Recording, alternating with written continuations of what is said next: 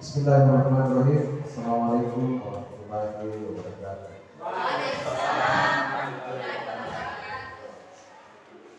Yang saya hormati di Bapak Kepala Sekolah selaku orang bergerak delapan, dan saya hormati Bapak Ibu Guru serta staf yang sempat hadir pada pagi hari ini. Alhamdulillah, bersyukur kita berkat kepada Allah Subhanahu wa Ta'ala, di mana pada pagi hari ini kita masih sempat hadir di sekolah yang kita kenal ini.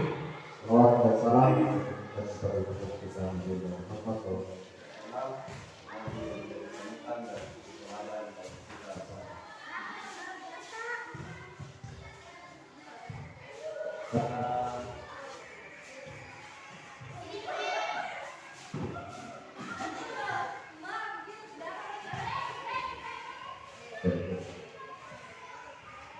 Jadi Bapak Ibu sekalian, hari ini sesuai kita yang telah dijadwalkan bahwa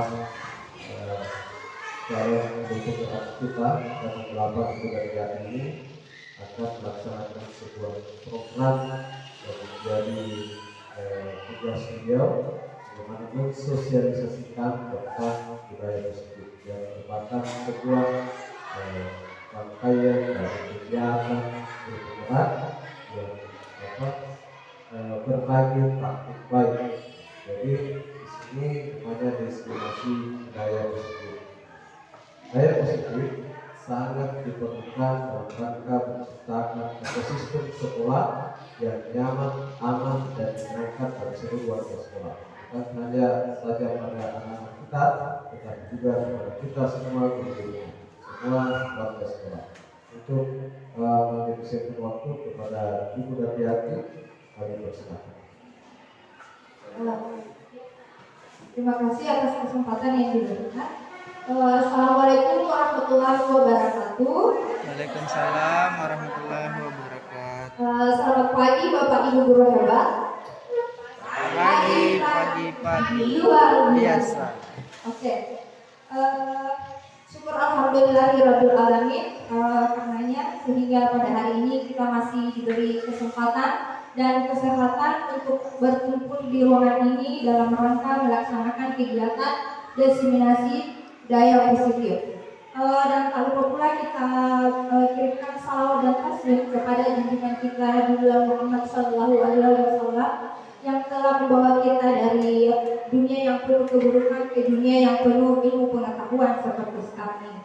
Pertama-tama izinkan saya untuk mengucapkan terima kasih banyak kepada Bapak Kepala Sekolah dan rekan-rekan guru sekalian karena bersedia hadir pada hari ini untuk membersamai saya dalam salah satu kegiatan saya di CGP, yaitu melakukan diseminasi budaya positif sebagai aksi nyata saya pada modul 1.4. Tapi insya Allah ini bukan hanya sekedar tugas saya, tetapi semoga depannya bisa Bapak Ibu gunakan dalam pembelajaran, khususnya untuk mewujudkan cita-cita kita bersama, memimpikan anak-anak yang memiliki karakter yang mulia, karakter yang kuat, berakhlak mulia dan unggul dalam prestasi. Seperti itu Bapak Ibu. Ya, ada pun konsep utama pada modul budaya positif itu seperti yang Bapak Ibu lihat di atas, ada beberapa konsep yang harus kita bahas dalam menanamkan budaya positif di sekolah. Yang pertama adalah perubahan paradigma belajar. Ya, perubahan paradigma belajar. Pembelajaran dengan paradigma baru dirancang berdasarkan prinsip belajar dengan berdiferensiasi, sehingga setiap siswa belajar sesuai kebutuhan dari tahap perkembangan untuk mewujudkan profil pelajar Pancasila. Jadi kalau perubahan paradigma belajar baru yang perlu ditekankan di sini adalah berdiferensiasi. Jadi bagaimana kita sebagai guru memberikan pembelajaran sesuai dengan kebutuhan murid kita. Oke Bapak Ibu Guru, sebelum saya lanjut saya ingin bertanya kepada Bapak Ibu Guru. Kira-kira ketika Bapak Ibu Guru mengajar di kelas, yang mana Ibu gunakan? Apakah pembelajaran yang berpusat pada guru atau yang berpusat pada murid? Yang mana Bapak Ibu Guru? Berpusat pada guru atau berpusat pada murid? Pembelajaran seperti apa? Kombinasi.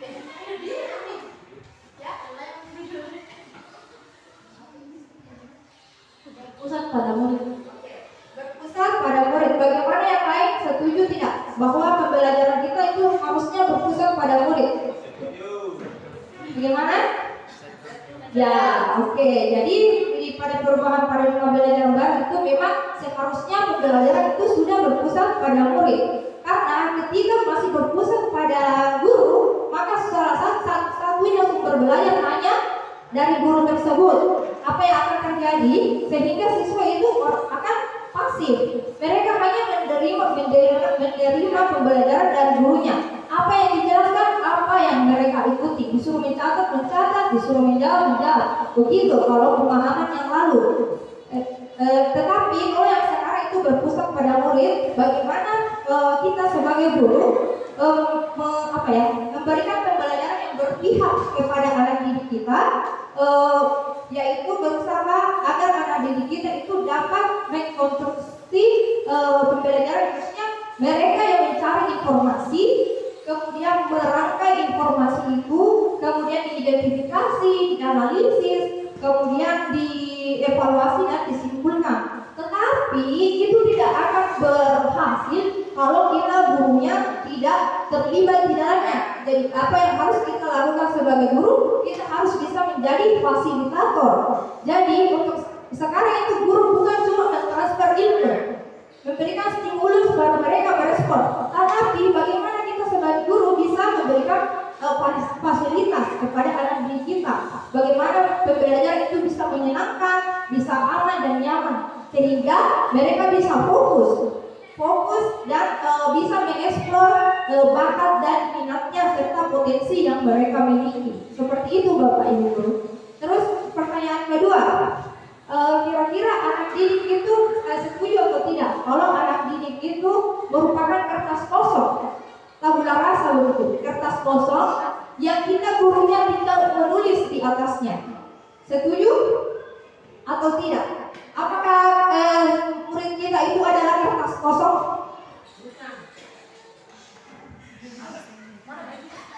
Ya. Assalamualaikum warahmatullahi wabarakatuh. Terima kasih atas kesempatan yang diberikan kepada saya.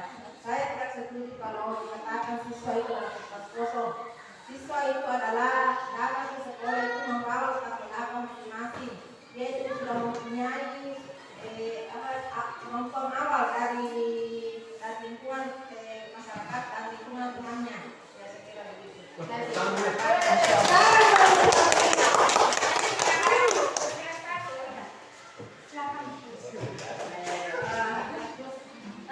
Terima kasih banyak sekali.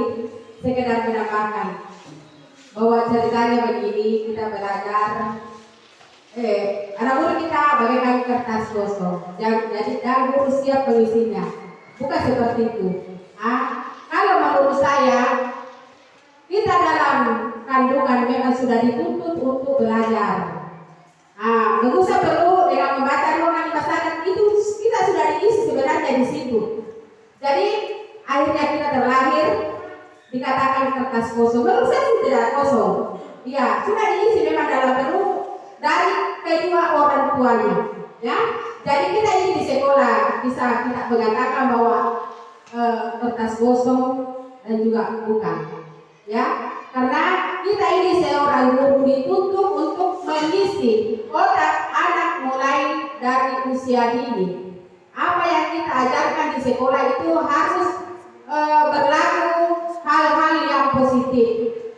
Ya, seperti anak TK sekarang kalau kita ajari membaca 2 kalimat saja, tinggal di rumahnya cepat sekali. Kayak cucuku, ikut saja di sini di pesantren dia sudah bisa tawakkalullah wala quwwata illa billah, padahal baru 1 kali dia ingat. Iya, dia baru 1 kali dia ingat, pulang kembali di rumah alhamdulillah dia membawa hasil itu pulang di rumahnya dengan lengkap dengan artinya lagi. Jadi saya bilang, ini anak seharusnya memang diisi pada usia sedini mungkin. Dididik anak mulai dari kandungan sampai terlahir, sampai terjun di dunia pendidikan. Sekian, wabillahi taufiq wal hidayah. Assalamualaikum warahmatullahi wabarakatuh.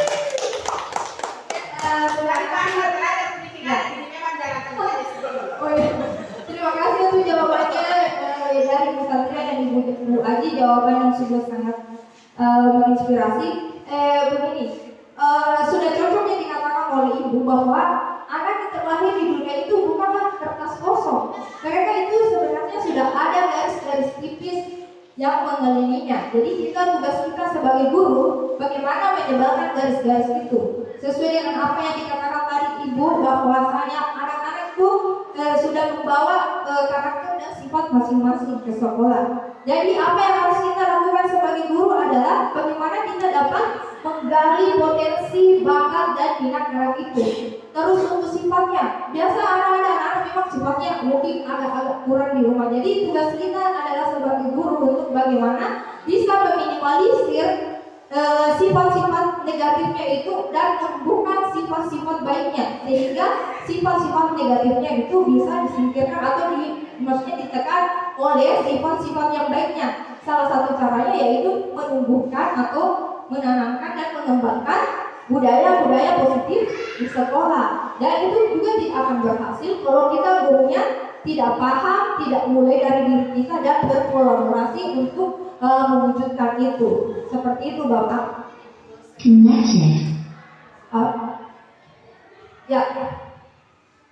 Mungkin sedikit saja penjelasan yang mengenai enam dimensi profil pelajaran Pancasila. Saya yakin juga Bapak Ibu guru ini sudah paham 6 dimensi ini, tapi tidak apa-apa jika saya singgung sedikit. Beriman dan bertakwa kepada Tuhan Yang Maha Esa dan berakhlak mulia. Bagaimana kita itu paham dan menjalankan keyakinan dan kepercayaan yang mereka anut seperti itu. Lalu berkebinekaan global, bagaimana anak didik kita itu dapat mempertahankan budaya luhurnya, lokalitasnya, terus identitasnya, tetapi namun tidak tidak tetap menjalin interaksi dan membuka diri untuk budaya lain dari Quran. Disconnected. Bisa dimanfaatkan itu tidak apa-apa, tetapi jangan sampai itu mengesampingkan budaya-budaya luhur kita, lokalitas kita, identitas kita. Terus gotong royong, bagaimana kita menanamkan kepada anak didik kita agar mereka itu mampu bekerja sama, Connected. saling peduli, terus saling berdaya, sehingga pekerjaan itu bisa lebih ringan, lancar, terus lebih mudah dikerjakan. Jadi kita itu bagaimana caranya kita bisa menanamkan rasa gotong royong kepada anak didik kita. Terus mandiri itu bagaimana anak didik kita mampu sadar atau bertanggung jawab dengan proses dan hasil belajarnya, seperti mandiri. Terus bernalar kritis, bagaimana anak didik kita mampu memproses informasi baik kualitatif dan kuantitatif, atau membangun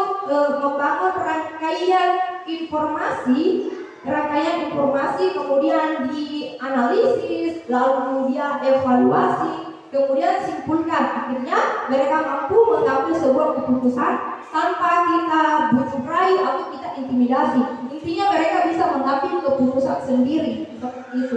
Terus yang kreatif, kreatif bagaimana anak didik kita itu mampu mengmodifikasi sesuatu yang sudah ada, seumpamanya kertas biasa untuk dibikin kayak gambar seperti itu, terus mampu menghasilkan karya yang orisinal seperti itu. Ini yang diharapkan Disconnected. anak didik kita, dan salah satu caranya yaitu itu tadi, bagaimana kita bisa menanamkan budaya positif kepada anak didik kita semua. Ya, lanjut ke disiplin positif. Ya, dalam budaya kita, makna disiplin dimaknai jadi sesuatu yang dilakukan seseorang pada orang lain untuk mendapatkan kepatuhan kita. Kepatuhan kita cenderung menghubungkan kata disiplin dengan ketidaknyamanan. Nah, selama ini pasti berpikir baik kita maupun anak didik kita, disiplin itu pasti menunjukkan kata ketidaknyamanan. Kenapa? Karena disiplin itu selalu dikaitkan dengan aturan.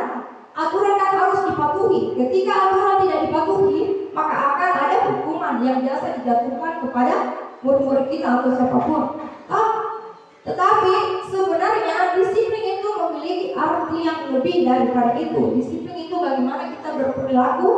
Maksudnya perilaku itu berasal dari dalam diri kita yang sesuai dengan nilai-nilai kebajikan ataupun norma-norma yang berlaku. Jadi disiplin itu bukan sekedar cuma aturan yang harus diikuti, tetapi lebih dari itu. Harus berasal dari dalam diri, harus disadari sesuai dengan norma-norma yang berlaku atau nilai-nilai kebajikan. Nilai-nilai kebajikan itu seperti apa itu? Nilai-nilai positif yang ingin kita wujudkan. Seperti itu Bapak Ibu. Jadi seperti ini, sebagai pendidik tujuan kita adalah menciptakan anak-anak yang memiliki disiplin diri, sehingga mereka bisa berperilaku nilai kebajikan universal dan memiliki motivasi intrinsik dan bukan ekstrinsik. Kenapa seperti itu Bapak Ibu? Ketika itu motivasi dari luar, seperti mereka berbuat disiplin karena merasa tidak mau dihukum, itu kan ketidaknyamanan. Itu adalah motivasi dari luar karena dipengaruhi oleh kita, gurunya nak hukum karena nanti kalau tidak tepat waktu kak atau tidak kerja tugas kak, seperti itu. Jadi yang mau dicapai di sini bagaimana anak-anak itu bisa memiliki disiplin positif. Disiplin itu berasal dari dalam dirinya sendiri. Dia merasa itu tanggung jawabnya. Jadi walaupun tidak ada bujuk rayu dari kita, mereka tetap akan melakukannya.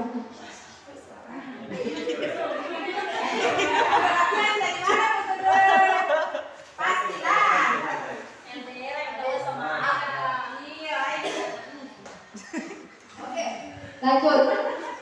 Sebelum masuk ke motivasi perilaku manusia, saya punya bukan di kasus atau bagaimana.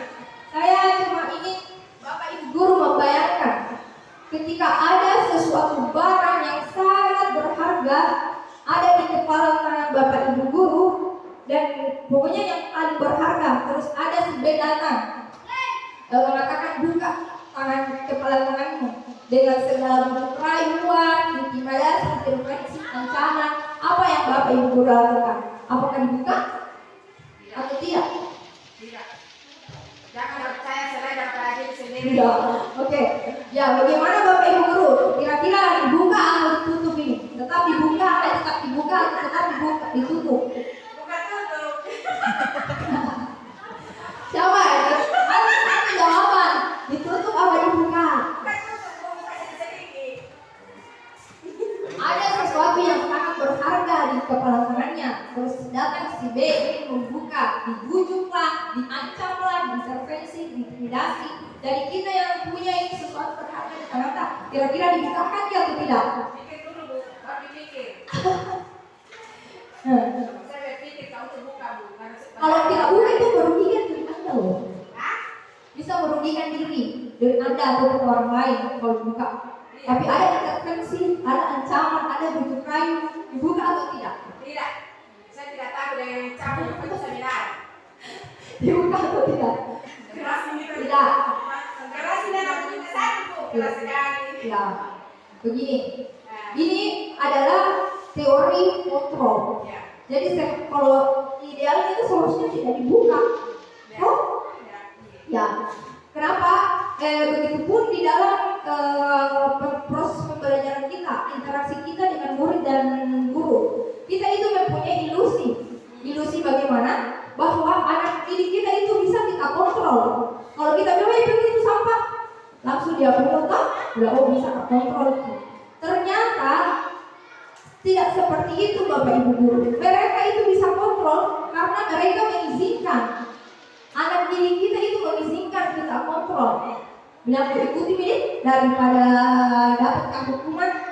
Toh itu maksudnya kembali lagi itu faktor ekstrinsik karena ada pengaruh dari kita, bukan kesadaran dirinya sendiri sehingga mau sampai.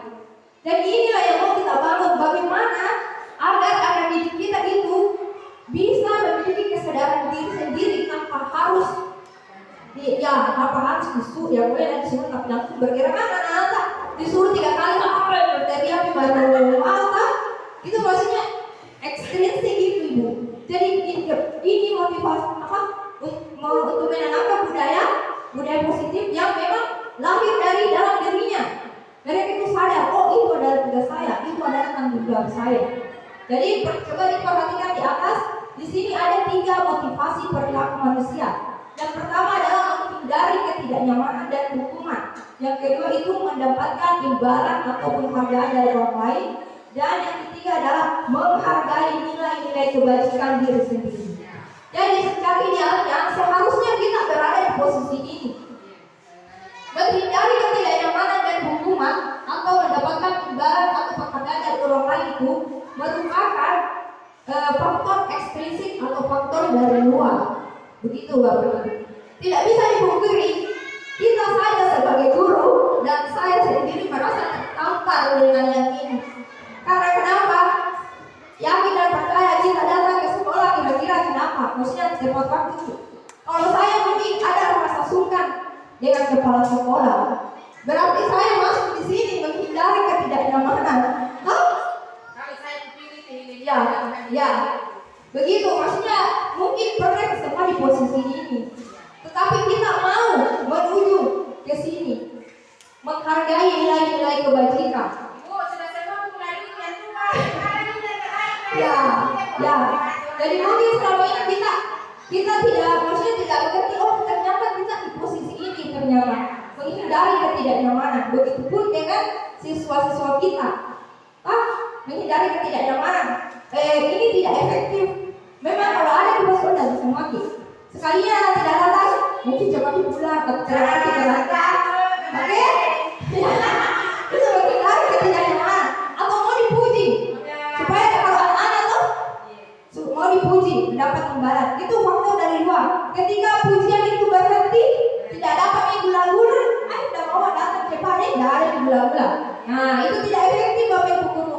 Tetapi ketika dia menghargai nilai-nilai kebajikan diri sendiri, mau ada rayuan, mau ada ancaman, mau ada gurunya lihat,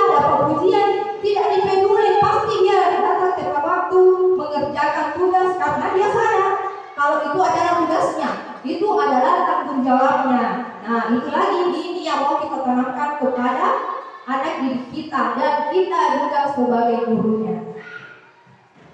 Ya, lanjut. Nah, konsep disiplin dengan identitas gagal. Oh, ternyata dalam konsep disiplin ada juga dibilang identitas gagal, Bapak Ibu Guru. Ada juga dibilang identitas sukses. Kalau contohnya identitas gagal ini adalah hukuman penghargaan. Pasti Bapak Ibu Guru bertanya, kenapa bisa hukuman sama penghargaan sama posisinya? Karena ternyata walaupun hukuman lebih menyakitkan daripada penghargaan, tetapi kembali lagi kedua ini cuma motivasi ekstrinsik, motivasi dari luar. Kalau hukuman itu menyakitkan, ya siapapun yang dihukum pasti menyakitkan. Disuruh saja angka air pasti menyakitkan, tidak nyaman, murid menjadi takut, memaksa, murid menyembunyikan kesalahan. Jadi biasa kalau dihukum, kalau sudah dihukum, bikin lagi kesalahan yang sama, bisa tidak mengaku, berarti hukum lagi, pasti seperti itu Bapak Ibu Guru. Jadi intinya itu hukuman dengan penghargaan itu mempunyai posisi yang sama-sama berada di identitas gagal. Ya, terus yang konsep disiplin dengan identitas sukses itu ada konsekuensi dan restitusi. Konsekuensi dan hukuman kalau tidak diperhatikan, maksudnya cuma dianggap apa itu? Sebenarnya konsepsi dan hukuman itu hampir sama. Bisa saja pada konsekuensi kita menerapkan sejenis hukuman. Contohnya lari di lapangan. Memang itu adalah hukuman, tetapi bisa saja dia berubah jadi konsekuensi. Konsekuensi itu terjadi ketika ada kesepakatan di antara kedua belah pihak. Seumpamanya kau datang terlambat, pokoknya ada kesepakatan di antara dua pihak, ada guru yang memberikan kau datang terlambat besok kau begini. Itu kan ada kesepakatan, itu namanya konsekuensi dan ada berhubungan langsung dengan masalah. Kapan berkeliling lapangan bisa menjadi konsekuensi ketika guru olahraga yang memberikan hukuman seperti itu, kan berhubungan sama mata pelajarannya kok begitu. Tapi kapan guru matematika suruh ke lapangan di detik itu juga kata apa kok? Terlambat bangun, ayo keliling ke lapangan dulu. Nah itu baru hukuman, bukan konsekuensi. Kemudian restitusi. Dan dari semua jenis konsep disiplin yang paling bagus itu adalah restitusi. Dan akan saya jelaskan selanjutnya. Ya, ini ya. Oke, konsep disiplin pendekatan restitusi. Restitusi adalah proses menciptakan kondisi bagi murid untuk memperbaiki kesalahan mereka sehingga mereka bisa kembali pada kelompok mereka dengan karakter yang lebih kuat. Jadi kalau restitusi itu ketika anak didik kita membuat kesalahan, jangan langsung dianggap kalau begitu, kira gak begitu, bukan begitu, tapi harus dibantu untuk mencari solusi dan memperbaiki dirinya. Begitu. Di sini ciri-ciri restitusi bukan menebus kesalahan, namun belajar dari kesalahan. Jadi di restitusi itu bukan hanya sekedar menebus kesalahannya si pembuat masalah. Sebagai contoh, anak didik ada kelas 1 hilangkan apa diskarnya atau berangkatkan diskarnya temannya toh. Jadi kan kalau mungkin langsung disuruh ganti itu diskarnya temanmu, bukan seperti itu kalau di restitusi. Tetapi bagaimana anak didik itu bisa mengganti diskar itu dan menyadari kesalahannya. Akhirnya ke depannya ketika dipinjam lagi dia akan menjaga dengan baik barang itu supaya tidak terulang kedua kalinya. Terus memperbaiki hubungan. Ya, jadi akan memperbaiki hubungan karena dia tak sekedar ganti. Dia satu sekali begitu lagi. Tetapi kalau dia sadar, dia akan ketika dipinjam kembali dia akan menjaganya dengan baik. Akhirnya hubungan si pertemanan mereka itu tetap terjalin. Tawaran bukan paksaan. Menuntut untuk melihat ke dalam diri, mencari kebutuhan dasar yang menjadi tindakan. Jadi kalau di restitusi itu Kita bukan hanya meminta anak-anak untuk meminta maaf, mengganti punyanya temannya rusak, tetapi kita harus mendalami. Oh, ada kebutuhannya ini anak yang tidak terpenuhi. Karena segala sesuatu yang terjadi di Bapak Ibu pasti ada tujuannya. Begitupun ketika anak didik kita membuat sebuah masalah, sebenarnya ada kebutuhan dasarnya yang tidak terpenuhi. Dan itulah yang ingin kita cari.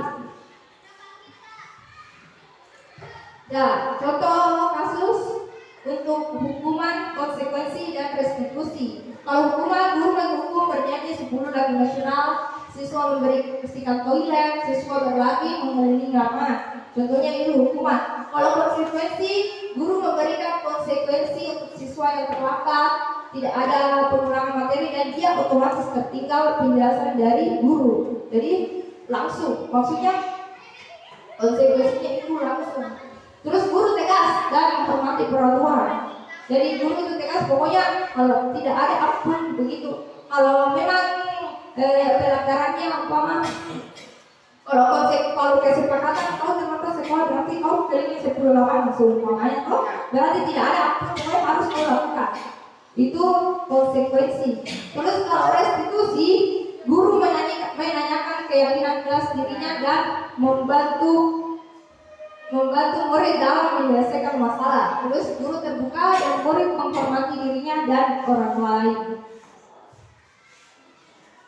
Ya, ini dia kebutuhan dasar manusia. Menurut William Clover, ada 5 kebutuhan dasar manusia. Yang pertama itu bertahan hidup, kasih sayang dan rasa diterima, penguasaan, kebebasan, dan kesenangan. Bertahan hidup itu yang seperti apa? Bertahan hidup ya, maksudnya ada hubungan dengan rasa aman, kesehatan, sandang, pangan, seperti itu. Terus kasih sayang, rasa diterima, ada kebutuhan ingin disayangi, ingin diterima, ingin bergabung dalam sebuah kelompok. Maksudnya kalau anak-anak punya banyak teman, seperti itu. Terus penguasaan,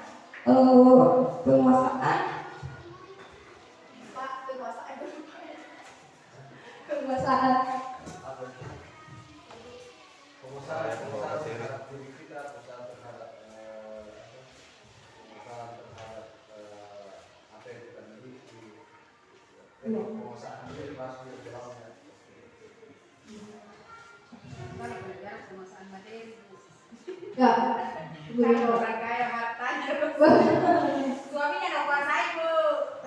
kalau apa yang Orang dilakukan? punya.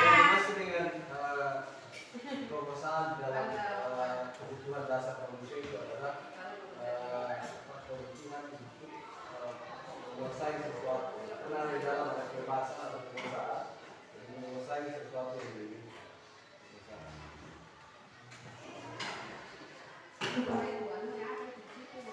Oke, sebenarnya ada di sini tak ada.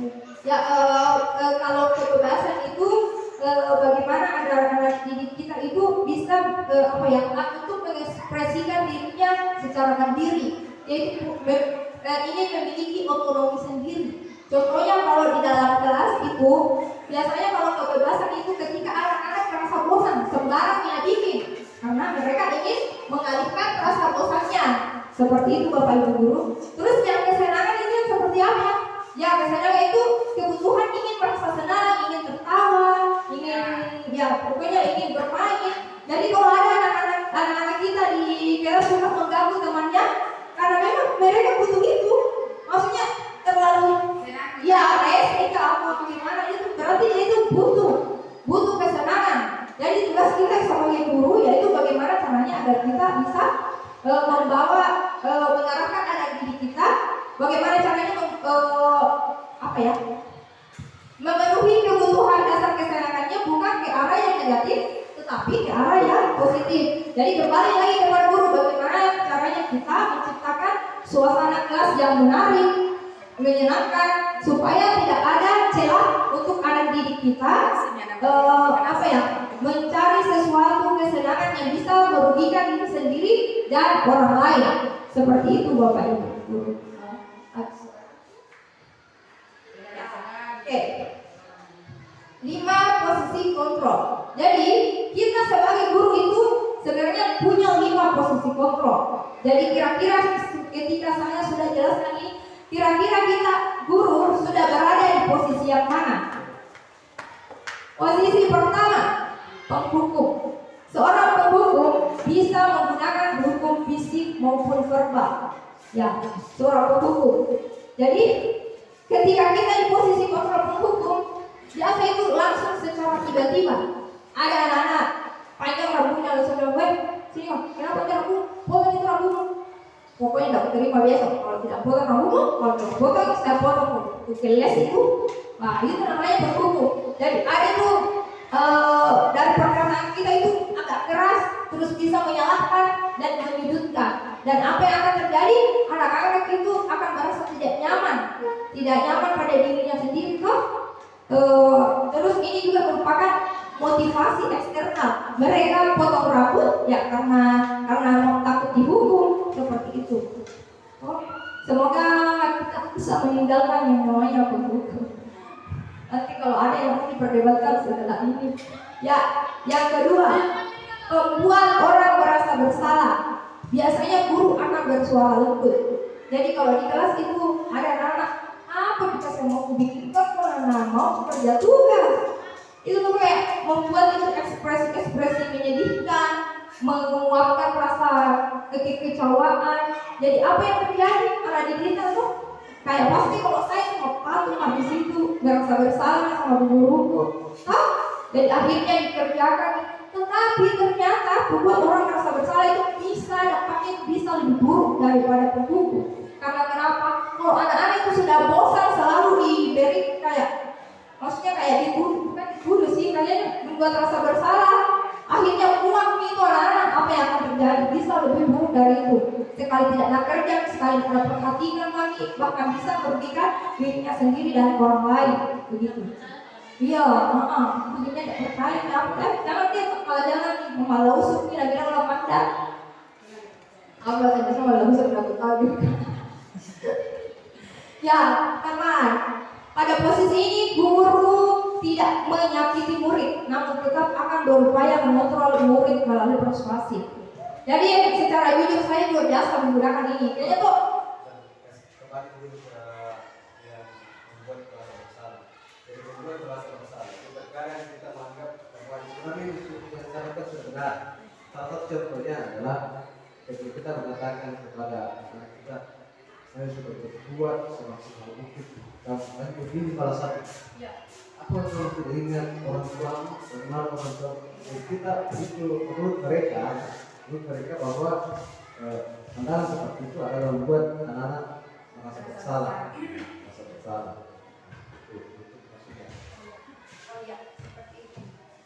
Terima kasih atas pencerahannya dari Pak Kepala Sekolah.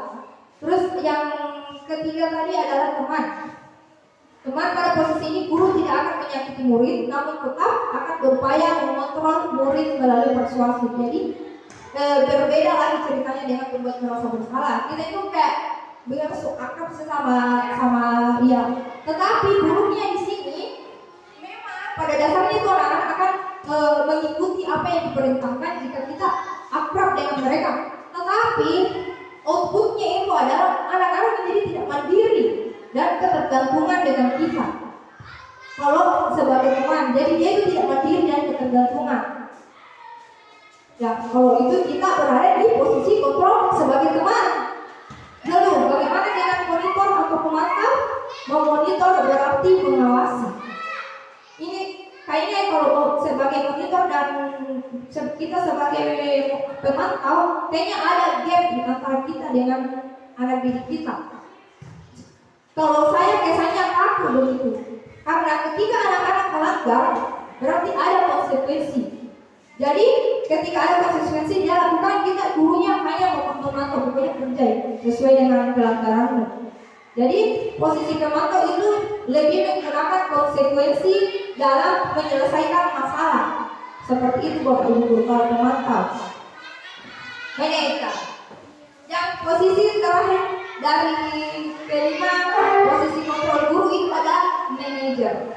Respon yang menunjukkan tanggung jawab guru dalam posisi terakhir manajer adalah Posisi mentor di mana guru berbuat sesuatu bersama dengan murid, mempersilahkan murid mempertanggungjawabkan perilakunya, mendukung murid agar dapat menemukan solusi atas permasalahannya sendiri. Jadi kalau kita di posisi manajer, berarti kita sudah menggunakan restitusi. Jadi begini, ketika kita di posisi manajer, kita akan bersama-sama dengan murid tersebut mencari solusi dari permasalahan yang mereka berbuat. Contohnya seperti ini, ketika ada siswa kelas 1, kelas 2 yang patahkan mistarnya temannya, kita tidak langsung bilang ganti itu mistarnya, tetapi kita kasih dulu. Nah, kenapa bisa patah mistarnya? Pasti pokoknya biarkan anak itu bercerita bagaimana kasusnya dulu. Aku sengaja guru begini-begini, jangan langsung dihardik, disalahkan. Kamu nonton, misalnya jangan. Pokoknya intinya kita harus cari dulu penyebabnya, begitu. Harus ditemani dulu, tidak apa-apa Jina, apa biasanya gitu langsung kata, pada disengaja dipasti toh. Tapi kedepannya harus lagi hati-hati, berpasti oh berarti akan baik itu hatinya tuh, berapa enggak akan baik ya guruku, begitu. Jadi dia akan bercerita, oh iya guru. Terus sebenarnya itu penjelasan secara ini sih.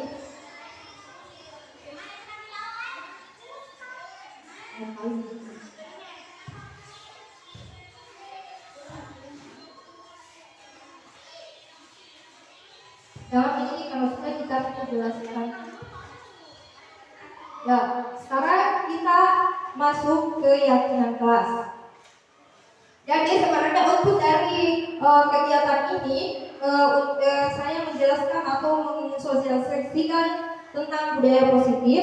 Hasilnya ya, maksudnya kita ingin menuju ke sini. Bagaimana kita guru-guru bisa membuat keyakinan kelas bersama dengan murid-murid kita di kelas.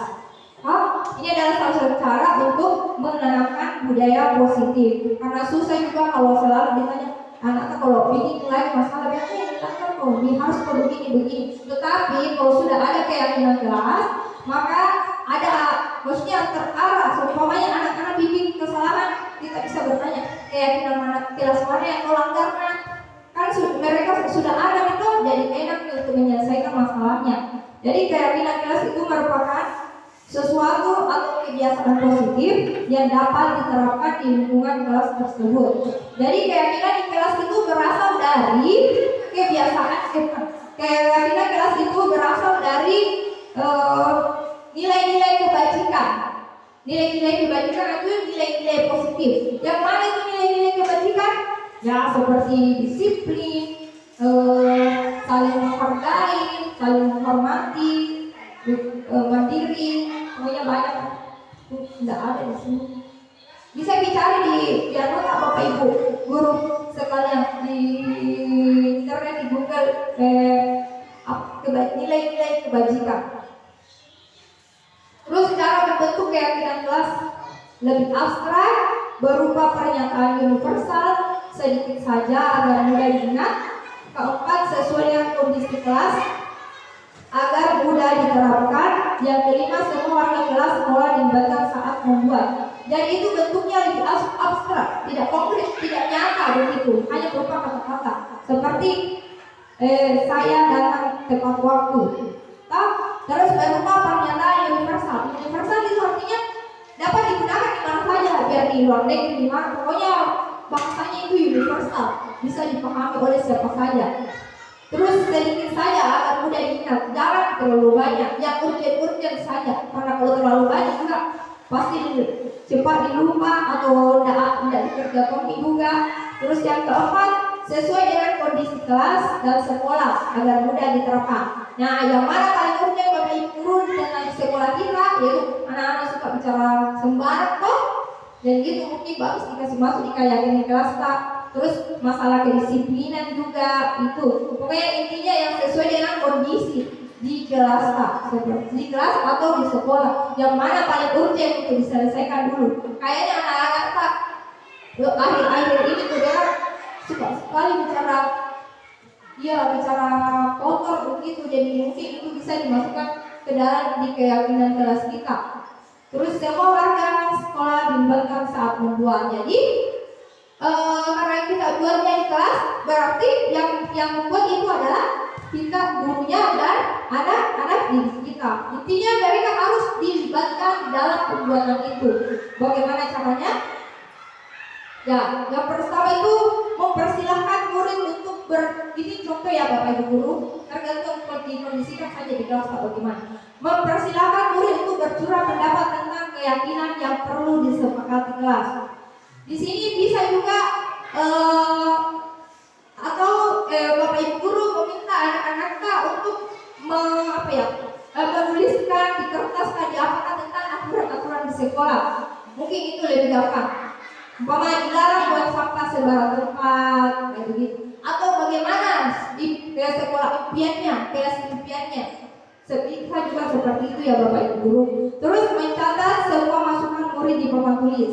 Ya, agar lebih interaktif, lebih menarik, mungkin bisa pakai kertas dan seperti kemarin waktu pendampingan pakai sticky note, jadi dia tulis baru naik di depan pasang kah daripada kita yang menulis sendiri, jadi akan lebih interaktif begitu. Jadi anak didik itu merasa dilibatkan di dalam pembuatan itu. Terus mengganti kalimat dalam bentuk negatif menjadi positif. Yang bagaimana itu negatif? Kayak bilang jangan buang sampah sembarang tempat. Itu negatif karena maksudnya bukan jadi negatif bagaimana. Kita usahakan itu selalu menggunakan kata-kata positif. Bilangkan itu kata jangan, bilangkan itu kata salah, bilangkan itu kata tidak. Pokoknya ganti dengan kata-kata positif. Misalnya buanglah sampah pada tempatnya, karena kan kalau beda auranya negatif sama positif toh. Jadi kita usahakan tidak menggunakan kata-kata negatif.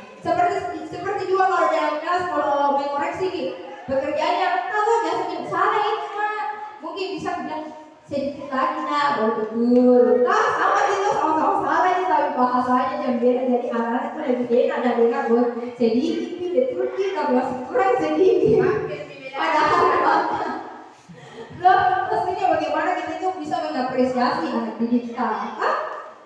Intinya di sini kita mau menumbuhkan bagaimana anak-anak itu bisa belajar dengan nyaman, aman dan menyenangkan. Ya, yang keempat, setelah keyakinan kelas selesai dibuat, maka semua warga kelas dipersilakan menyetujuinya dengan menandatangani keyakinan kelas ya.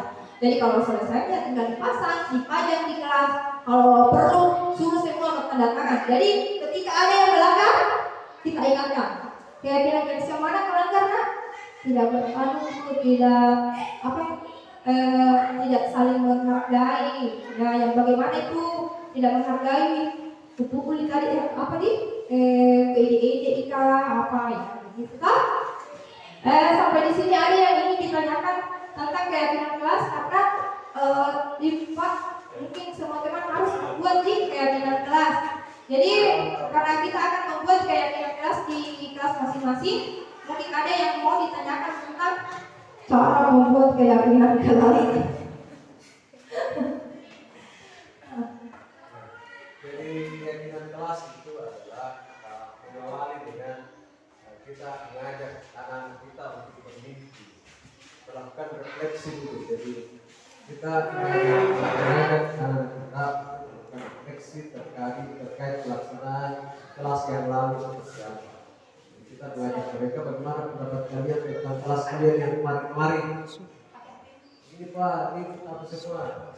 Biarkan anak-anak menuliskan apa yang menjadi refleksi mereka tentang kelas. Kemudian yang kedua, ajak mereka untuk bermimpi tentang kelas mereka yang akan datang. Kemudian kita tulis di atas, tulis apa itu kalian tentang kelas yang akan datang. Nah, sekarang untuk mewujudkan mimpi kita, apa yang kita lakukan? Ayo kita merumuskan bersama yang harus kita lakukan untuk mewujudkan mimpi kita, kelas yang aman dan nyaman dan menyenangkan misalnya. Hanya tidak boleh bikin tulis saja, tidak boleh dilarang, jangan. Setelah di atas itu ubahlah menjadi kalimat positif. Misalnya tidak boleh datang terlambat, ubah menjadi kalimat positif. Datang tepat waktu, atau datang lebih awal, tapi tidak boleh ribut, ubah kalimat positif. Nah, apa positifnya tidak boleh jarang itu. Ya, kemudian kemas kalimat positifnya ada kalimat negatif. Setelah itu buatlah dalam bentuk yang secantik mungkin, dalam bentuk seperti apa? Kemudian di bawah ada kolom tanda tangan, suruh mereka tanda tangan semua. Dan ketika mereka melanggar, ya ketika ada siswa melanggar, bawa dia ke keyakinan kelasnya. Nah, sekarang keyakinan apa yang kamu langgar di sini? Dan apa ini yang belum satu? Oke, bagaimana caranya supaya tidak besok saya tidak akan datang ke rapat lagi misalnya. Besok saya akan dapatkan rapat lagi. Oke, besok ya. Itu sampai selesai, jangan kita jenuh. Jadi apa harus mengeluarkan kata-kata yang kurang nyaman kepada kita mampu merubah. Jadi seperti itu.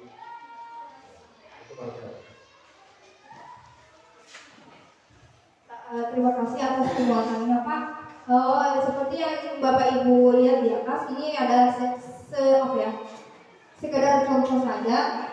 Yang sebelah sini itu peraturan kelas, terus yang di sana itu keyakinan kelasnya. Kembalikan barang ke tempatnya itu berarti bentuk keyakinan kelasnya itu bertanggung jawab. Sebenarnya ini keyakinan kelas adalah nilai-nilai kebajikan atau nilai-nilai positif yang ingin kita wujudkan, yang tertanam dalam diri kita. Jadi kalau di keyakinan kelas mungkin bisa dulu disebut keyakinan kelas begini bertanggung jawab. Jadi kira-kira poin yang bertanggung jawab itu yang seperti apa?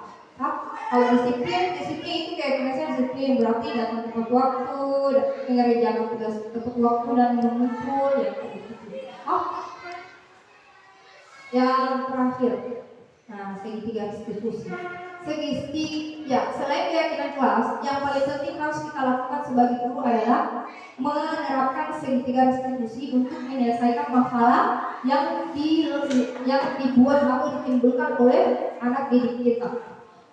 Sangat berkaitan erat dengan yang keyakinan kelas tadi. Jadi kalau segitiga restitusi itu adalah suatu proses dialog yang dijalankan oleh guru atau orang tua agar dapat menghasilkan murid yang mandiri dan bertanggung jawab. Jadi yang disoroti di sini adalah mandiri dan bertanggung jawab. Bagaimana caranya? Mereka harus sadar diri, mereka harus punya motivasi intrinsik dalam diri mereka. Kenapa saya juga mengatakan ini berkaitan? Karena cara penyelesaiannya itu harus sesuai dengan keyakinan atau nilai-nilai kebajikan. Yang ada 3 tahapan dalam tahapan segitiga restitusi. Yang pertama itu menstabilkan identitas. Terus yang kedua validasi tindakan yang salah. Yang ketiga adalah menanyakan keyakinan. Sebenarnya yang tadi disampaikan kepala sekolah itu adalah merupakan segitiga restitusi. Ketika anak-anak itu, maksudnya dia sudah di bawah tadi dijelaskan itu sudah pada tahap menanyakan keyakinan. Ketika anak-anak dibawa ke melihat ke papan keyakinannya dan meminta mereka untuk kira-kira keyakinan apa yang melanggar, dia itu sudah di tahap terakhir, yaitu menanyakan keyakinan. Setelah itu diberi penguatan. Jadi ketika apa yang melanggar, poin berapa, kira-kira kalau sudah dilanggar begitu, apa yang harus kau lakukan? Ya seperti itu step-step atau langkah-langkah dalam menanyakan keyakinan pada tahapan segitiga restitusi. Sebenarnya jangan kita video sih terlalu lama kayaknya. Ya, oke. Ya, seperti yang saya katakan tadi bahwa dalam segitiga restitusi itu ada 3 tahap. Yang tahap pertama itu menstabilkan identitas. Berdasarkan prinsip membuat kesalahan adalah bagian dari proses pembelajaran. Jadi ketika anak didik kita itu membuat kesalahan, jangan langsung dicerca dengan segala pertanyaan dan langsung disudutkan, disalahkan. Jangan. Itu justru mematikan identitas mereka. Nggak bisa bercerita mereka itu kalau selalu langsung dicerita, kamu begitu, kok kira kayak begitu kan? Nggak boleh. Seharusnya insya Allah kita menuju ke sana semua. Ya, berdasarkan prinsip membuat kesalahan adalah bagian dari. Jadi yang harus kita lakukan adalah ya diajak anak-anak untuk berbicara dulu. Maksudnya dibangun dulu suasana supaya mereka ingin bercerita. Jadi kita bisa bertanya, kenapa tadi nak? Kenapa tidak terlambat? Maksudnya membangun dulu suasana yang nyaman. Walaupun kita tahu pasti main game ini malam-malam ini pasti. Ya biarkan dulu dia bercerita. main game apa malam. Oh, main game. Bisa dibilang saya juga dulu waktu kecil suka main game. Maksudnya kayak bukan ditemani, maksudnya dibenarkan apa yang dilakukan, tetapi distabilkan dulu anunya, identitasnya begitu. Maksudnya ditemani dulu supaya dia mau bercerita. Jadi bergerak menggeser identitas murid dari identitas gagal ke identitas sukses. Jadi itu yang kita lakukan. Dibangun dulu suasananya, ditemani dulu supaya mau cerita, oh ini yang begini. Jangan mengkritik murid yang sedang mengalami identitas gagal. Terus ini contohnya membuat kesalahan sesuatu yang wajar. Jadi kita semua orang pasti pernah berbuat salah. Nah, tidak ada yang tidak pernah berbuat salah. Ibu guru juga biasa berbuat salah, begitu. Itu cara menstabilkan identitas. Terus yang kedua adalah validasi tindakan yang salah. Nah, maksudnya divalidasi kan bagus suasananya, ini mau cerita, oh ini kesalahannya. Berdasarkan prinsip setiap perilaku berupaya memenuhi suatu kebutuhan tertentu. Jadi kita itu guru harus sadar dulu kalau anak-anak kita itu berbuat salah, sebenarnya ada tujuannya. Maksudnya ada tujuan, ada sesuatu kebutuhan dasarnya yang tidak terpenuhi. Seperti kalau ada orang suka mengijek-ijek, kalau itu temannya menangis, berarti kebutuhan dasar yang tidak terpenuhi itu adalah kesenangannya. Biasa anak-anak bahagia lihat temannya menangis, sebenarnya itu kebutuhan dasar kesenangannya itu yang tidak terpenuhi. Jadi kita bagaimana caranya kita sebagai guru itu harus peka. Kalau laki-laki biasa tidak peka, jadi kalau guru biar laki-laki harus juga peka. Jadi kita itu harus mengetahui kebutuhan dasarnya dulu. Jadi bagaimana caranya kalau diketahui harus ini anak-anak harus kita bisa mengalihkan kesenangannya itu ke arah yang lebih positif. Terus yang kedua, guru akan bergeser dari pemikiran stimulus respon menjadi proaktif. Stimulus respon biasa ditanya itu yang dijawab. Tapi kita sebagai guru harus lebih proaktif. Harus dikasih pertanyaan-pertanyaan pemantik, harus dipancing-pancing supaya mau bercerita kepada kita sebagai gurunya. Terus yang ketiga, mengenali dan mengakui kebutuhan murid. Ini dapat memperbaiki hubungan dengan murid. Pernyataan atau pertanyaan disampaikan dengan nada suara tidak menghakimi dan memojokkan. Jadi ya kita harus berbicara halus lembut biar mau itu dalam hati. Mereka mau gimana, tetapi harus ditemani kan, tidak mau cerita kalau langsung suara yang besar. Pasti ya kalau dia ditemani kayak disapu-sapu nih, biar aja kalau anak SD kan suka dikasih begitu, disapu-sapu biar kayak kenapa kalau lagi tadi berakhir begitu. Terus begitu pakar toh. Ajukan. Terus contohnya itu ajukan pertanyaan. Kamu bisa saja bertindak lebih gegabah lagi dari ini supaya waktu pukul itu umpama sapi ini waktu ejek kemarin ini bilangnya untung waktu ejek saja bisa dibilang begini, untung waktu ejek saja kok coba berkelahi kok berdarah-darah kok maksudnya kayak ditemani dulu baru dia intinya tuh jangan sampai kau merugikan orang lain gitu. Kamu bukan melakukan tanpa suatu alasan tertentu. Jadi bisa juga ditanya bilang pasti kau berbuat begini pasti ada alasannya, kenapa kau berkelahi. Ditanya di Aisyah kenapa berkelahi begini pasti ada alasannya, kau kenapa berkelahi ini tentu memang karena ini begini kau bercerita nih, oh iya daripada langsung disalahkan atau kau suka sekali berkelahi. Kamu melakukannya karena mempertahankan sesuatu yang penting bagimu. Sama tadi itu. 4. Mungkin kamu bisa mempelajari suatu perilaku baru yang lebih efektif bersediakah kamu mempelajarinya. Jadi ini adalah contoh pernyataan yang bisa kita kita kemukakan atau ucapkan ketika memvalidasi tindakan yang salah pada anak didik kita pada tahap kedua segitiga restitusi. Terus yang ketiga adalah menanyakan keyakinan. Teori kontrol menyatakan bahwa pada dasarnya kita termotivasi secara intrinsik. Terus yang kedua, saat perilaku telah divalidasi dan identitas sukses telah stabil, maka murid telah siap mengaitkan keyakinan dengan tindakannya yang salah. Jadi yang terakhir itu adalah menanyakan keyakinan. Seperti tadi yang dilakukan Bapak, mencontohkan ketika seseorang melanggar di kelas, maka bisa saja dibawa pergi di kabinet kelasnya. Kalau tidak bisa nasib sendiri toh. Kan kadang juga anak-anak disuruh menyebut apa yang melanggar kabinet kelas, apa dia apa. Ayo sekali tahun misalnya ke situ suruh baca sendiri. Yang mana kira-kira melanggar nak? Oh poin ini pun. Jadi bagaimana caranya menyelesaikannya? Seperti tadi kalau terlambat ya, bangun pagi, lebih pagi lagi biar tidak terlambat dan seterusnya. Bagaimana Bapak Ibu guru di dengan kelas? Di segi garis diskusi ada yang ingin ditanyakan atau mungkin ada tambahan lagi dari Bapak Kepala Sekolah sebagai penguatan? Oke. Yang terakhir dalam penerapan program disiplin positif, hendaknya guru memiliki standar kepribadian, profesional, dan sosial yang baik di mana guru mampu berefleksi pada posisi kontrolnya saat ini.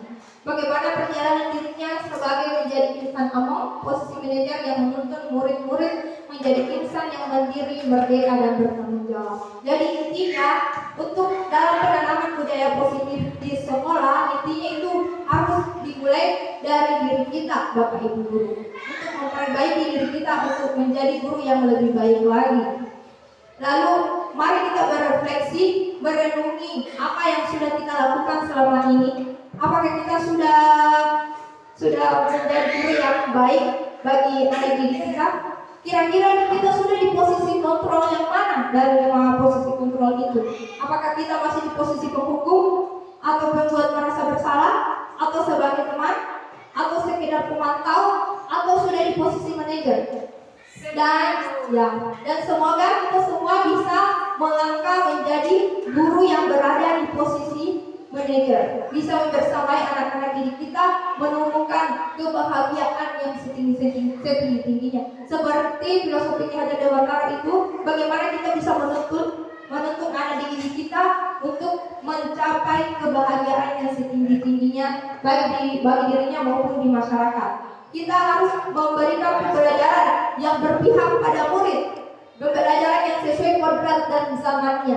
Jangan kita karena dulu maksudnya masih sama dulu, masih pakai sekarang. Anak-anak itu sudah melek teknologi begitu. Jadi kita bukan hanya sekedar mentransfer ilmu lagi, tetapi bagaimana kita bisa memfasilitasi mereka, menyiapkan media pembelajaran yang menarik supaya mereka tidak bosan belajar. Intinya mungkin seperti itu Bapak Ibu guru.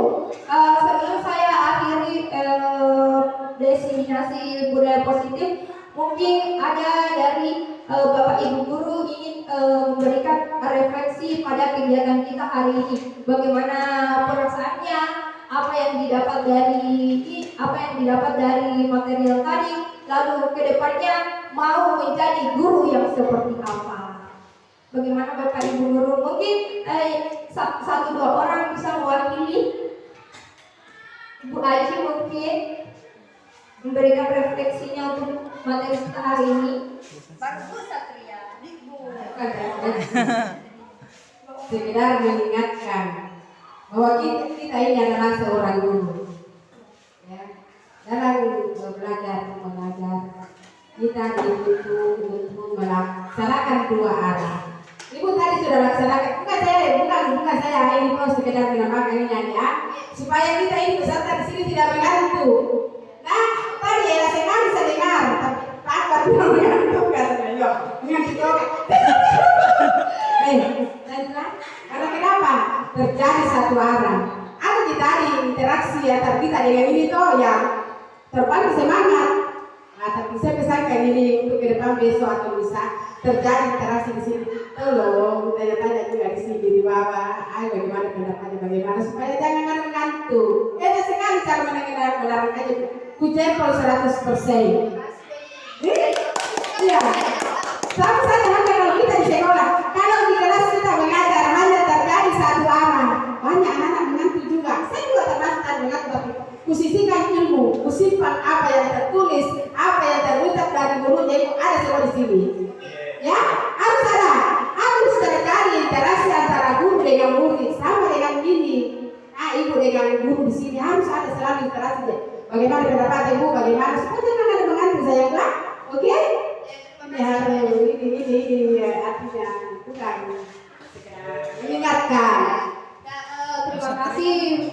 ibu guru sekalian. Oh iya. Nanti next page atas ibu, insya Allah.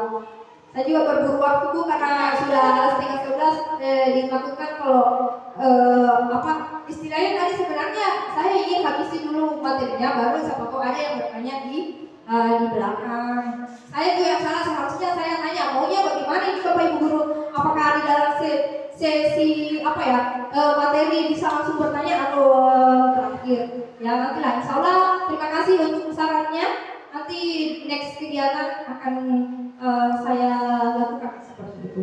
Mungkin masih karena waktu sudah hampir habis, satu lagi mungkin dari Bapak Ibu guru ingin memberikan tanggapannya atau pertanyaan mungkin atau refleksi bagaimana perasaannya hari ini, lalu apa yang Bapak Ibu guru dapat, lalu kedepannya mau menjadi guru yang seperti apa. Satria. Ayolah Bu. Iya.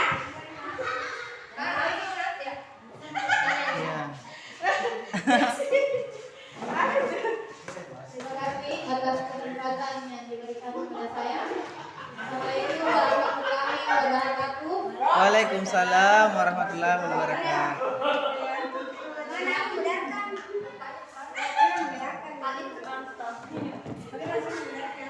Saya sudah menerima bagaimana diseminasi budaya positif yang ada di sekolah. Saya ingin bertanya kepada Ibu pemateri bahwa sebagai CGP, strategi apa yang dilakukan untuk menumbuhkan budaya positif di sekolah? Terus yang kedua, apakah budaya positif di sekolah itu berdiri sendiri? Terima kasih. Terima kasih atas pertanyaannya. Strategi apa yang bisa kita gunakan dalam menumbuhkan budaya positif di sekolah? Kalau saya secara pribadi, yang pertama harus dimulai dari diri kita sendiri. Bagaimana kita bisa memberikan contoh yang baik kepada anak didik kita ketika kita sebagai gurunya yang melanggar, seperti semboyan dari semboyan dari Hanya Dewantara Ingat Sosang Kulodo, bagaimana kita menjadi sebagai teladan yang baik bagi anak didik kita. Jadi intinya harus dimulai dari diri kita sendiri dulu. Setelah itu ya seperti tadi yang saya lakukan sekarang, diseminasi budaya positif itu juga merupakan salah satu strategi memberikan sosialisasi, memberikan kepada pemahaman kepada Bapak Ibu guru bagaimana itu budaya positif. Saya yakin dan percaya sebenarnya kita sudah tahu, tetapi mungkin tidak tahu harus melangkah dari mana begitu. Maksudnya awalnya harus seperti apa. Jadi setelah mendapatkan pemahaman, ternyata seperti ini. Jadi kembali lagi ke tadi, kita harus membuat sebuah keyakinan kelas. Jadi diharapkan Bapak Ibu guru semua untuk membuat keyakinan kelas bersama dengan anak didiknya. Mungkin kalau seumpamanya ada guru mata pelajaran khususnya SMP, kalau memang tidak berkeinginan, tapi mungkin ketika mau membuat keyakinan kelas bersama dengan siswa itu juga dibolehkan, tapi juga bisa mengikut pada keyakinan kelas yang dibuat oleh wali dan muridnya. Cuma kalau seumpamanya ada tambahan, bisa disampaikan lah kepada wali kelasnya atau siswanya, benar saya mau seperti ini. Atau bisa juga kalau Bapak Ibu guru mata pelajaran membuat keyakinan sendiri, keyakinan kelas maksudnya yang berhubungan dengan mata pelajaran Bapak Ibu guru. Dan yang lebih penting itu ada strateginya. Tidak mungkin siswa itu berhasil kalau dikerjakan sendiri. Harus ada kolaborasi di antara stakeholder yang ada di sekolah, mulai dari guru, kepala sekolah dengan murid-muridnya. Dan itu juga tidak akan maksimal kalau tidak didukung dari keluarganya, dari orang tuanya, maksudnya walinya. Jadi ketika di sini sudah berhasil, maksudnya sudah ditanamkan, tetapi sampai di rumahnya tidak dilakukan, itu tidak akan maksimal karena cuma di sekolah atau di rumah tidak. Jadi harus ada interaksi antara wali dengan kita sebagai gurunya. Harus ada kolaborasi. Kemudian harus ada pembiasaan. Jangan cuma sekedar pajangan, tetapi harus dilakukan. Yang sederhana saja dulu. Buat apa banyak kalau tidak bisa dilakukan, mending sedikit tapi berhasil. Kayak yang pembiasaan pagi, salam sapa seperti itu. Kayak gitu. Mungkin seperti itu Bapak Ibu.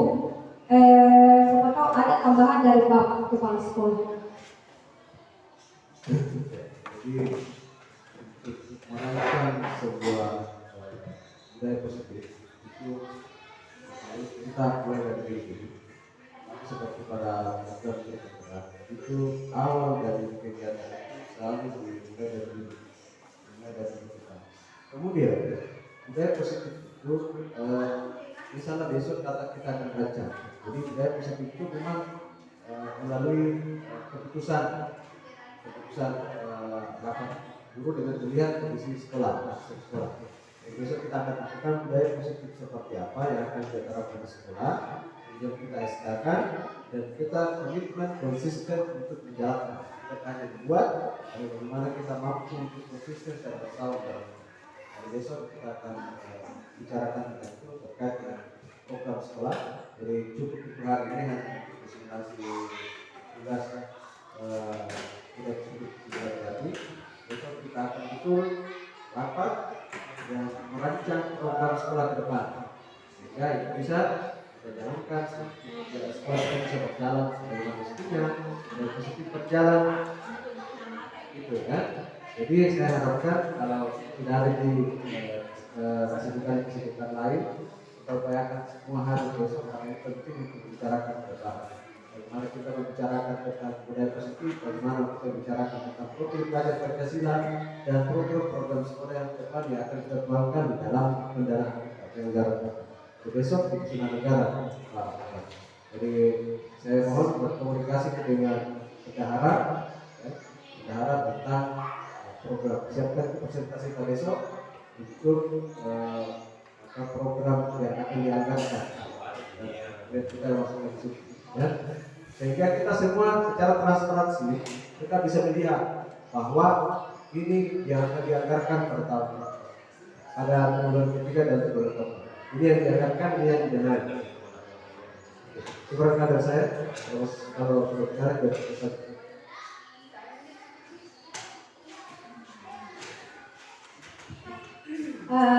Bagaimana kan? Sudah. Bapak Ibu Guru, karena waktu sudah habis, maka kegiatan hari ini kita akan tutup. Sebelumnya saya ingin mengucapkan terima kasih banyak atas kehadirannya, atas keaktifannya, atas atensinya. Jika ada yang kurang mohon dimaafkan. Billahi taufik wal hidayah. Wassalamualaikum warahmatullahi wabarakatuh. Waalaikumsalam. Okay, thank you.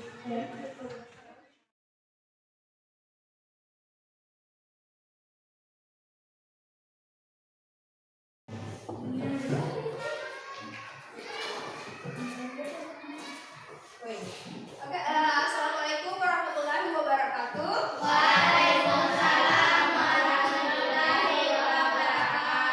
Ya, selamat pagi semua. Bagaimana kabarnya hari ini? Oke, sudah sarapan semuanya? Oke. Baiklah anak-anak, hari ini kita tidak belajar seperti biasa. Insya Allah nanti hari Senin baru aktif belajar. Oke? Hari ini kita akan membuat sebuah keyakinan kelas. Tetapi sebelum itu kita ice breaking dulu ya. Tekuk-tekuk dulu. Masih ingat di tekuk fokus? Iya. Nah, tekuk fokus. Ya. 1, 2, 3. Tekuk fokus. Melihat, mendengar, mengingat, fokus. Oke. Kalau satu kali lagi, menyanyi dulu profil pelajar Pancasila. Apa yang disebut? Pelajar Pancasila. Ya dulu. Di luar. Kalau tidak mau dulu di luar.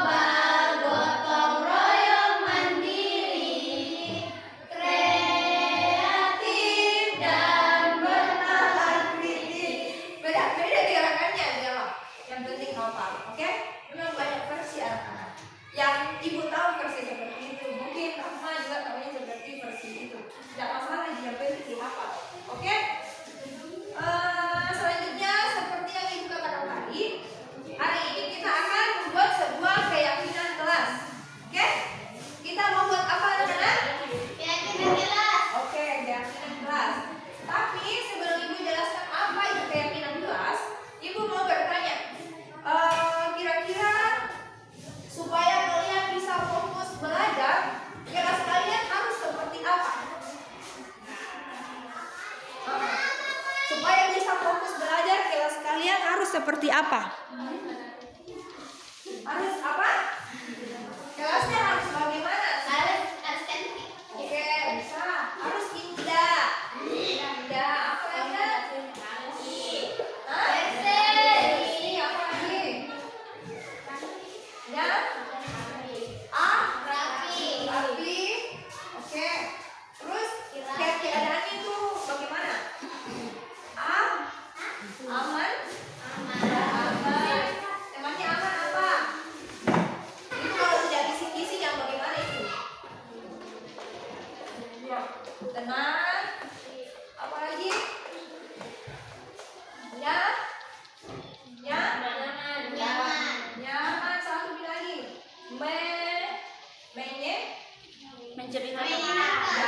Menyenangkan. Jadi supaya kita bisa fokus belajar, seperti yang kalian katakan tadi, kelas itu harus menyenangkan, harus indah, harus bersih, rapi, aman, tenang, dan nyaman. Jadi untuk mendapatkan semua kenyamanan ini, kira-kira harus bagaimana? Apa yang harus kalian lakukan? Keluar. Oke. Coba kita lihat. Ini indah. Supaya bisa indah harus bagaimana kelasnya? Ya, dibersihkan. Oke. Kalau supaya aman harus bagaimana? Ornamennya harus bagaimana? Harus rapi. Oke. Terus supaya bisa kelasnya menyenangkan, kalian harus seperti apa? Ya, maksudnya kalau menyenangkan. Kira-kira kalau berkelahi di kelas aman menyenangkan tidak? Karena kalau orang berkelahi tidak pasti tidak menyenangkan. Kalau ada orang egi-egi menyenangkan tidak? Bisa kalau teman-temanmu ada yang ribut bisa fokus belajar tidak? Oke. Jadi kelas yang kalian inginkan ini kelas yang menyenangkan, indah, bersih, rapi, aman, tenang, dan nyaman. Jadi kita kembali lagi membahas tentang apa tadi? Apa?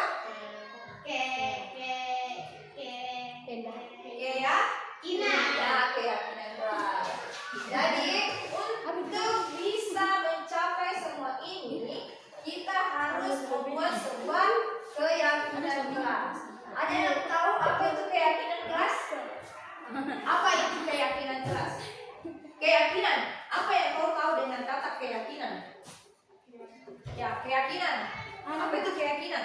Apa ya? Apa Gafur? Keyakinan Ya. Iya, keyakinan. Apa itu keyakinan? mau dipercaya Bu. Ya, yang bisa. Keyakinan hal-hal yang dipercaya. Oke. Ada yang lain?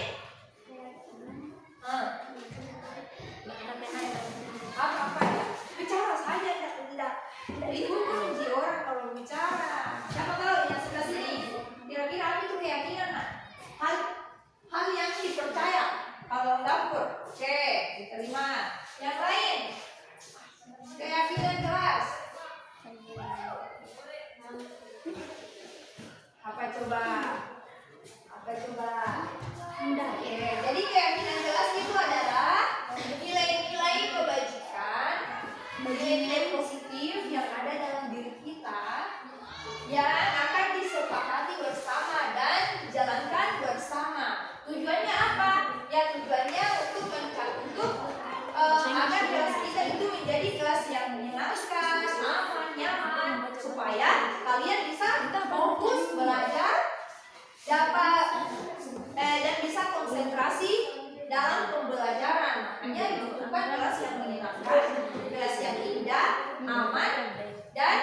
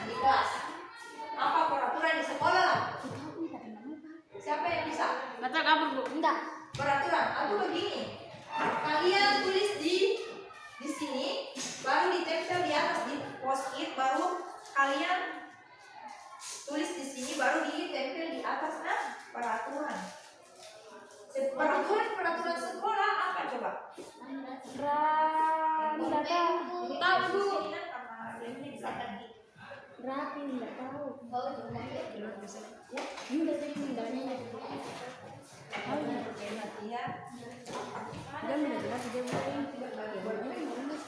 anak sekolah kok. Iya. Lagi ambil dulu tas sekolah. Nggak saya batas boy. Oh, kalau rupiah. Nggak bu. Oke. Jangan Jadi kita tulis boy. peraturan itu kayak dilarang tidak boleh terlambat ke sekolah, tidak boleh pakai sepatu ini, tidak boleh Ah iya. Makanya beli ke di pasar. Coba ditulis dulu semuanya. Tapi Bayar kan sini gratis dong. Oke. Kasih berhenti dulu nah karena lama tuh.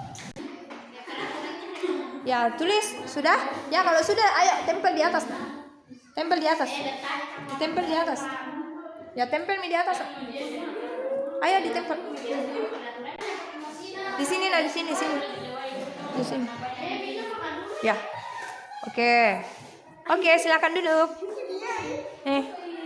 Biar Pak dibaca sama-sama aja nanti nak ya. Oke. Ya.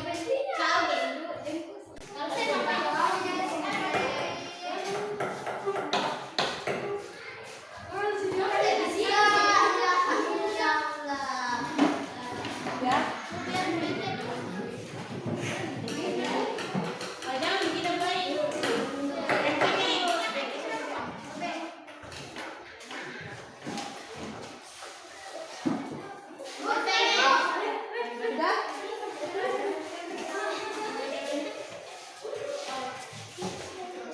Oke.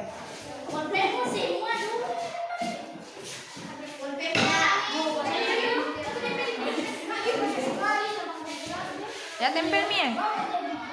Kasih sudah Midi. Kembali lagi. Kenapa kamu terus?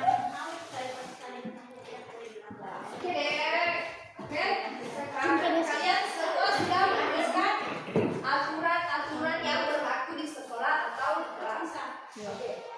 Keyakinan kelas itu kenapa harus dari diri kalian masing-masing? Bukan ini keyakinan kelas harus ditanamkan di diri kalian. Maksudnya nilai-nilai kebajikannya itu harus datangnya dari diri kalian sendiri, bukan karena ada guru. Seperti kalian datang ke sekolah tepat waktu, karena mungkin kenapa kalian harus datang tepat waktu di sekolah? Karena apa? Karena peraturan. Terus yang ada lagi, kenapa kalian harus datang ke sekolah tepat waktu? Membersihkan kelas. Untuk membersihkan kelas. Apa Buang lagi? sampah. Untuk sampah. Apa lagi? Kenapa harus datang ke sekolah tepat waktu? Kira-kira kenapa? Menyapu. Ya, supaya disiplin. Ada yang lain? Disiplin di sini. Oke, Ibu jelaskan ya.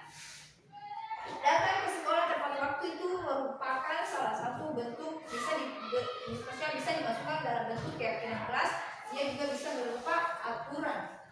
Ketika itu aturan dan kalian datang ke sekolah hanya karena takut dimarahi guru, takut dipukul, apalagi ingin dapat penghargaan atau dapat pujian dari guru, berarti itu hanya merupakan faktor eksternal atau faktor dari luar. Maksudnya motivasi itu masih motivasi dari luar, belum motivasi dalam diri kalian.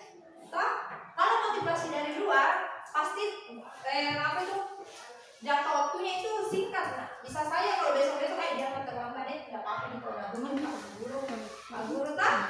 Berarti itu tidak berlangsung lama, itu disiplinmu.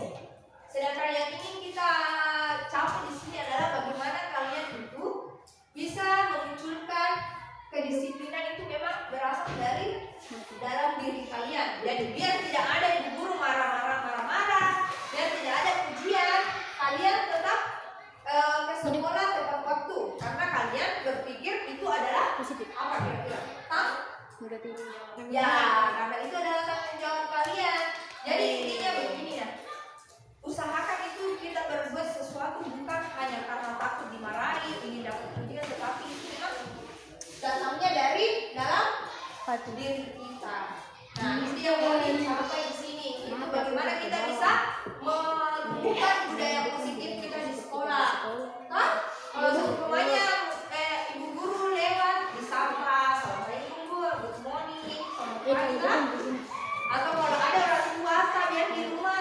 stabil nih kalau mobil lewat, jangan kita asal begini, toh?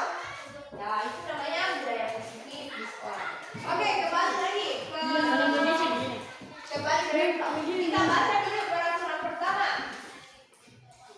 Tidak boleh menggunakan pakai jilbab hitam. Dilarang berkelahi.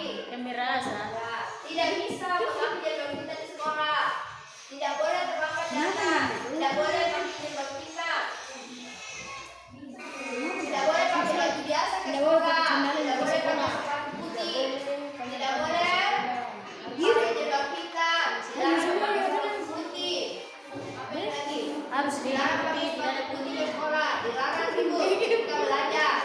Dilarang buang sampah sembarang. Dilarang memakai baju biasa ke sekolah. Mama, Oke, dilarang buang sampah. dilarang ke Kalian tidak boleh dilarang merokok. Oke.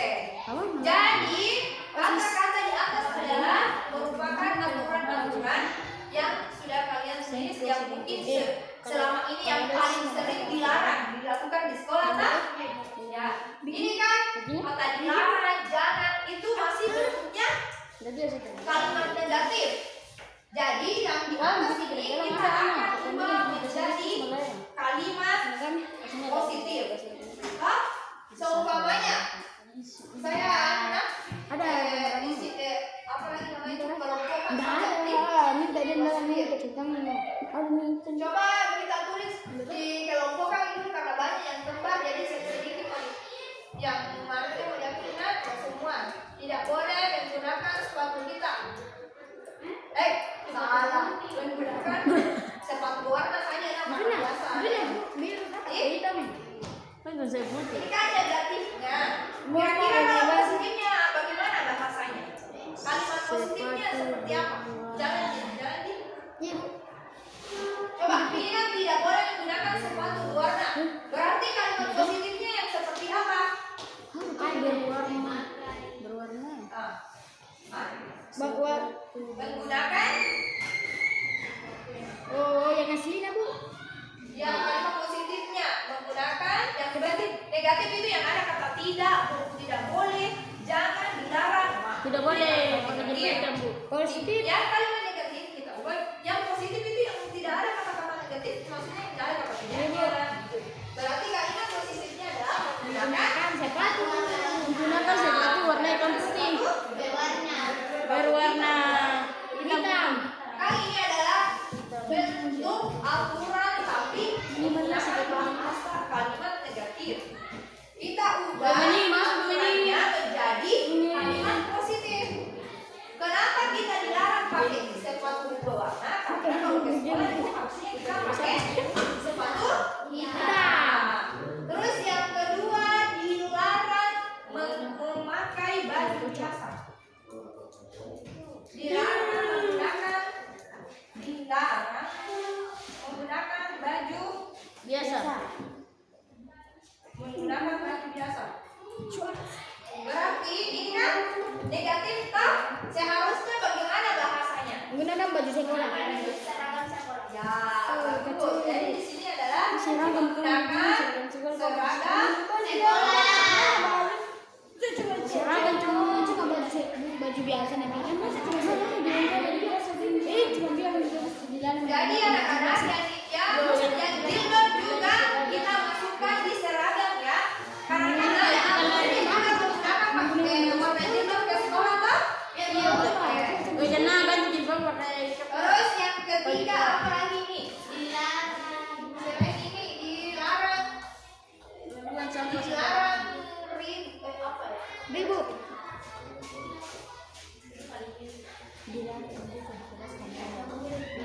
dilarang bertengkar. Dilarang salah. Dilarang bertengkar. Berarti apa kalimat positifnya? Saling apa? Saling menyayangi.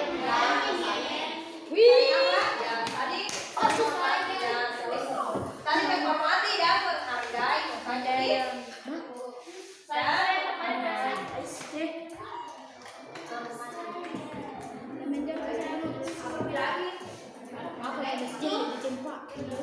Datang minum.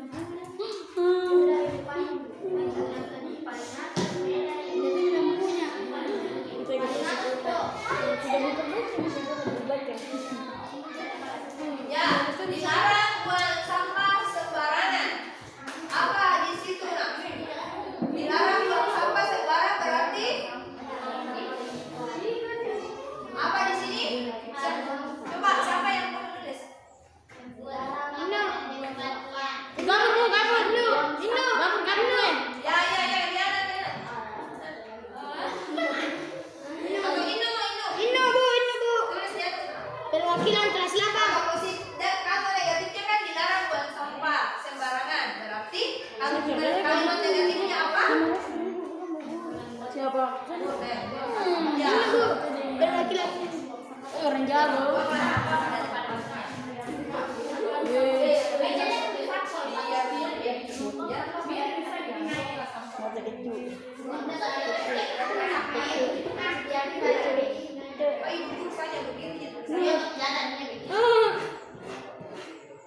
Anjir, bahagia. Dilarang buang sampah. Dilarang buang sampah. Berarti dari balik buang sampah. Dilarang buang sampah. Jadi peraturan kelas yang kalian tulis kemudian diubah ke dalam Tempatnya kalimat positif. kita juga keluar. Oke. Apa itu? Buang sampah pada Yang kedua lagi setelah ini dia buang sampah. berarti kira-kira kelas bagaimana kelas impian kalian?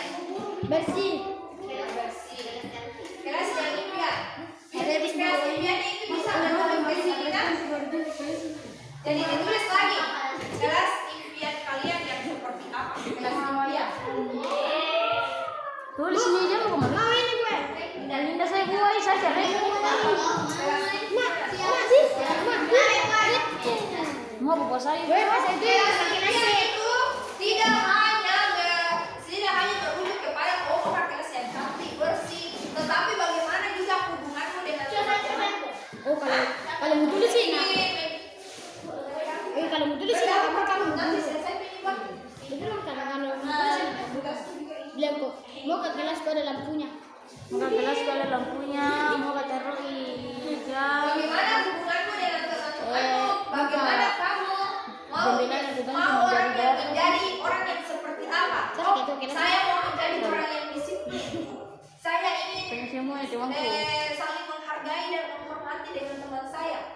Saya ingin menjadi orang yang bersih, rapi. Toh? Gitu. Saya ingin kelas yang aman, nyaman, dan menyenangkan. Ya, seperti itu. Hah? Apa? Saat hitam basah. Apa tadi yang kita tulis? Atau kau ingin menjadi orang yang seperti apa? Menjadi orang yang disiplin, menjadi orang baru lagi. Oh, saya biasa juga. Belum ke situ. Tinggi pokoknya. Oh, nanti coy. Iya, lupa. Makanya udah ucip. Apa juga? Enggak aja. Ibu. Bang sekali gua ada juga punya. Biar. Iya, iya. Iya, dapat. Aku lagi bilang pasrah apa? Pasrah.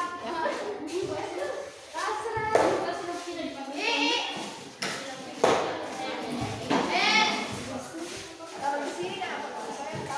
Tapi kenapa masker di jam-jam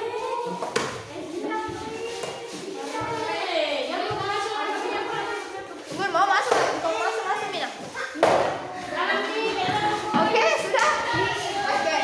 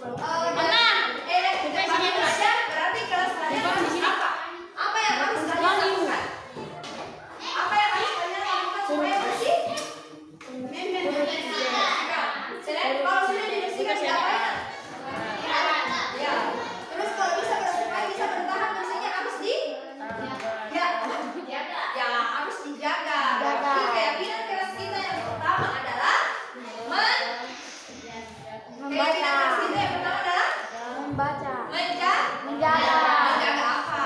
Ya, menjaga kebersihan. Menjaga kebersihan. Kebersihan dan Menjaga kebersihan. menjaga kebersihan. Menjaga kebersihan kelas. Sekolah indah dan Sekolah indah nyaman. nyaman. Untuk tempat ini.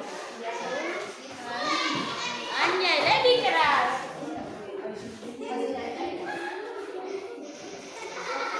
Mama deh, tulisan baru di. Tulisanmu. Yuk. Kasih tulisan ke sini. Tulisan ini.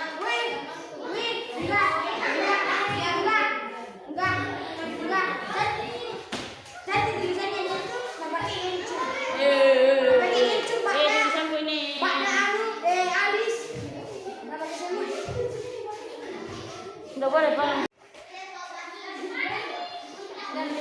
Oke, jadi yang kedua adalah disiplin ya. Masih ada yang paling juga.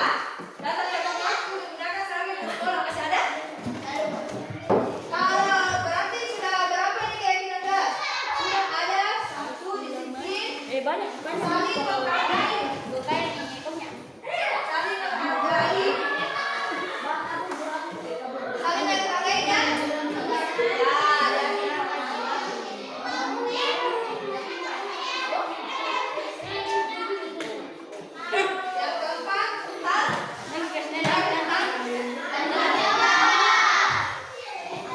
Oke, jadi ini saja ya. Harus beda. Karena ini belum jadi insya Allah nanti hari Senin ada ibu buat ibu buat di kertas, baru kalian tanda tangan di bawahnya. Jadi itu adalah keyakinan kelas kita. Ketika keyakinan kelas itu dilanggar, maka apa? Maka akan ada apa? Kalau keyakinan kelas dilanggar, Belajar lah, bukan nggak boleh bahasa. kalau keyakinan kelas dilanggar, ada konsekuensinya. Oke anak-anak, terima kasih untuk hari ini. Nanti hari Senin baru dilanjutkan. Kalau begitu silahkan pulang. Bisa pulang karena baru rapat. Bu tidak kembali kalian dulu kasih mati. Utanya dia kasih. kayak gitu.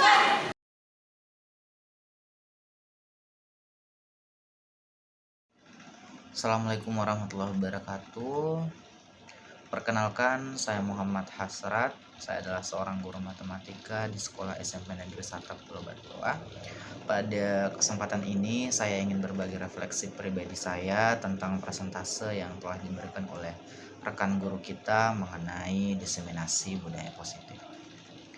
Pertama-tama, saya ingin menyatakan betapa berharganya persentase tersebut. Materi yang disampaikan oleh rekan guru kita ini sangat relevan dan penting untuk diterapkan di lingkungan sekolah dan masyarakat yang lebih luas. Di mana diseminasi budaya positif itu tidak hanya mencakup hal-hal besar, tetapi juga tentang perubahan sikap kecil yang dapat kita lakukan setiap hari. Salah satu konsep yang menarik dari persentase adalah pentingnya memberikan apresiasi dan pujian secara tulus. Dalam dunia matematika, seringkali kita fokus pada mencari kesalahan atau mencari jawaban yang salah. Tetapi, kami lupa untuk memberikan pujian kepada siswa ketika mereka mencoba dan berusaha keras.